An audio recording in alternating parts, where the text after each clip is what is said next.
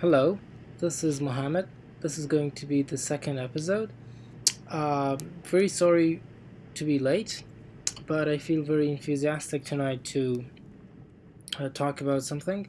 Uh, First, because of a fan who commented and asked for the second episode, and secondly, because of a conversation that I had with a coworker about these stuff. I didn't mention my channel though, because I thought I'd be embarrassing myself with just one video, but I feel enthusiastic enough to talk to you about something that has been in my mind for quite a while. Uh, and it's the answer to the question that is Islam violent or not?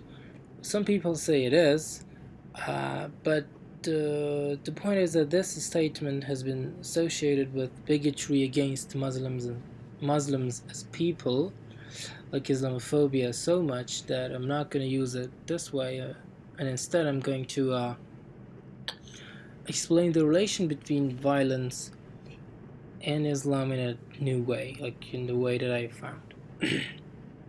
So I start by saying that okay, let's assume that Islam is not violent. It's a religion of peace, but it can sure be used to do some violent stuff, some violent, really violent shit, like a dangerous tool. It's a tool, but it's dangerous. Well, what I mean by a dangerous tool actually is, let me give an example. Imagine you gather a billion people in a room. Let's call them roomies, okay? And then you give every single one of those people a gun. So now, of course, the vast majority of roomies are peaceful people. They're going to put their guns down and party, but there are going to be a few psychopaths in between, a few bad apples, if you may, between that 1 billion sample that are going to go crazy and start shooting people themselves, or even break out of the room and kill non-roomies, you know. Uh, this is a problem that I believe we're having with Islamic terrorism and other fundamentalists. Now, in our story, like Fox News people are gonna go and say, well, that's because roomies are violent, which is clearly wrong. We know they're not. Given the guns, they put them down and party. The problem is not all roomies.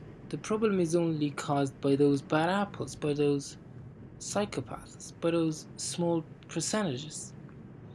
This is true, but it's not the only truth. The problem doesn't stop here. There's a little more to it. The other problem is those guns in their hands, the tool that they used, Islam. Let me give another example to break this one down. So, in Islam, there is a concept called jihad, which you all are probably familiar with that. It's the act of war for an Islamic nation.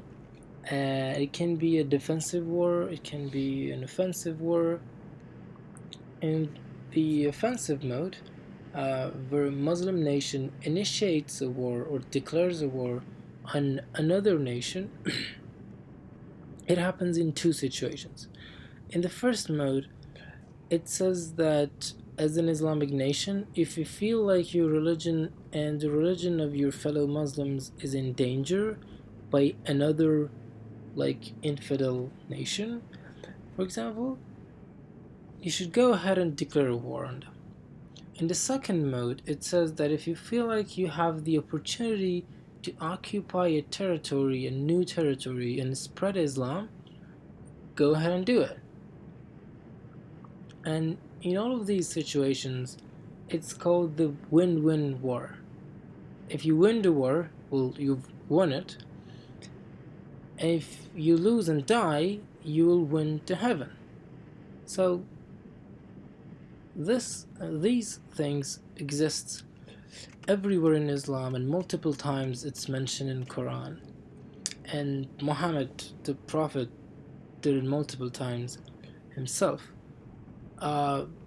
But it's considered a dangerous concept in today's world, especially when you realize, like, a person like Osama bin Laden did the exact same thing. Basically, he saw the situation in like the Israel and Palestine thing. He saw the puppet regimes of Saudi Arabia and other Middle Eastern countries, and he recognized that the main power behind this is the United States. And well, then he declared a war on them. I don't see anything special, anything different. So it is a dangerous tool, a dangerous concept. Even a lone wolf who lives in some ghetto-like community in Europe, he uses the same argument. He finds his religion in danger, the religion of himself and the religion of his people in danger, and he declares war on other people who feels have taken his rights away.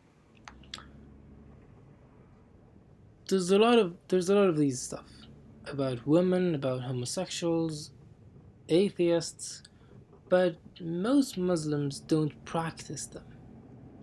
The vast majority of Muslims are peaceful.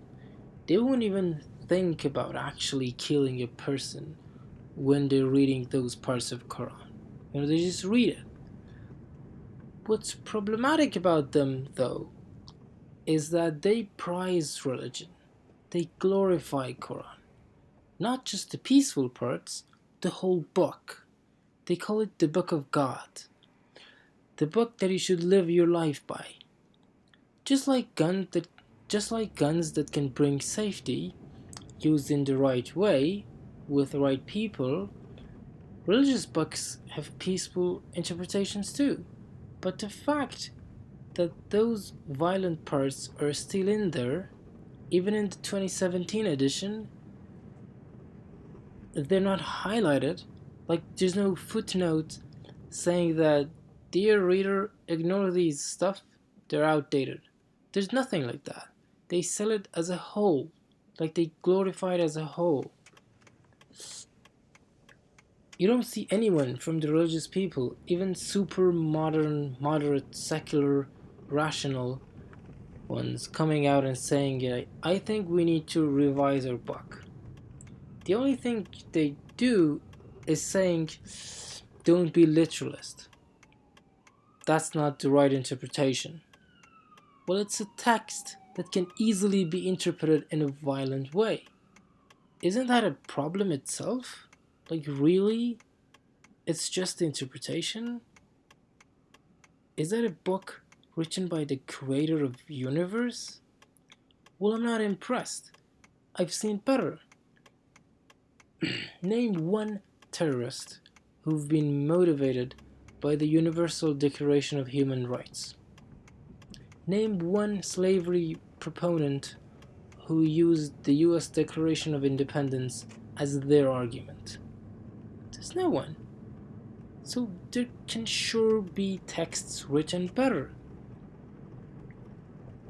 And let's be clear, this is not the standard that we're keeping all the other books or belief systems to. It's only for religious stuff. It's only for scripture. So having this over-glorified book out there is dangerous in the exact same way that giving guns to every single person is dangerous. So the question that Islam is violent doesn't have a unique answer, in the same way that asking are knives or guns violent doesn't have a yes or no answer, because it depends on which application you're focusing on. I want to use my example here again and mention that, in my opinion, the argument of some liberals that Islam is a religion of peace and terrorists are just crazy people is quite like the argument that conservatives bring when mass shootings happen in the US, that it's not because of guns, it's because of crazy people. So basically this is it. This is what was in my mind. It may have looked that I was reading something. That's because I was. And you may have seen some inconsistency with the video. That's because I've decided to think about something, write it, and then read it and then put it on a video that I recorded by my car, because, well, actually, although the name of the channel is Thinking and Driving, it can be pretty dangerous to have your mind occupied with these heavy stuff. So, sorry about that. Not to be authentic, or whatever you call it, and hope I can get back sooner for the next episode. Leave your comments and whatever you think, and bye.